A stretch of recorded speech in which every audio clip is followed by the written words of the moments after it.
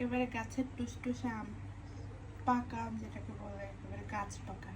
যা গরম পড়েছে, মনে হয় এই গরমে আম, কাঁঠাল, লিচু যা কিছু আছে একেবারে পেকে শেষ হয়ে যাবে। আর এই গরমে আরাম পেতে বানাচ্ছে স্বস্তিদায়ক একটা ড্রিঙ্কস, ম্যাঙ্গো জুস। এই মধু মাসে যে পরিমাণে আম, জাম, কাঁঠাল, কলা পাওয়া যায়, সবসময় এমনি এমনি খেতে ভালো লাগে না।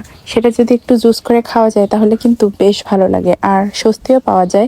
বিশেষ করে গরমে যদি একটু বরফ কুচি দিয়ে বানানো যায় তাহলে তো কথাই নেই। আর এটা যদি নিজের গাছের হয় তাহলে তো আরো ভালো, ফরমালিন মুক্ত, একেবারে ফ্রেশ।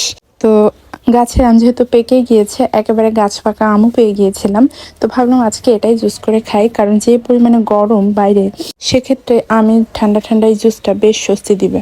একেবারে গাছ পাকা আম আমি কয়েকটা ছিলে নিয়েছিলাম। এবার এটাকে কেটে ব্লেন্ডারের মধ্যে দিয়ে দিয়েছি একটু চিনি এবং কয়েক টুকরো বরফ কুচি এবং ঠান্ডা পানি। যদি আমটা বেশ মিষ্টি থাকে তাহলে কিন্তু চিনি দেওয়ার একেবারে দরকার নেই। আর আমি এর মধ্যে একটু লবণও ব্যবহার করেছিলাম, তারপর এর মধ্যে একটু বিট লবণও দিয়েছি টেস্টটা ভালো আসার জন্য। এর মধ্যে যদি একটু দুধ ব্যবহার করা যায় তাহলে কিন্তু লাচ্ছির একটা টেস্ট পাওয়া যায়, বেশ ভালো লাগে। আর আমি উপর দিয়ে আরও কিছু বরফ কুচি দিয়ে দিলাম। আর এই তো আমার আমের জুস রেডি। চাইলে এর মধ্যে পুদিনা পাতা কিংবা কাঁচামরিচের ব্যবহার করতে পারেন, এতে করে অন্যরকম একটা টেস্ট পাওয়া যায়। তবে আমার কাছে ভালো লাগে না, এই জন্য আমি দিইনি।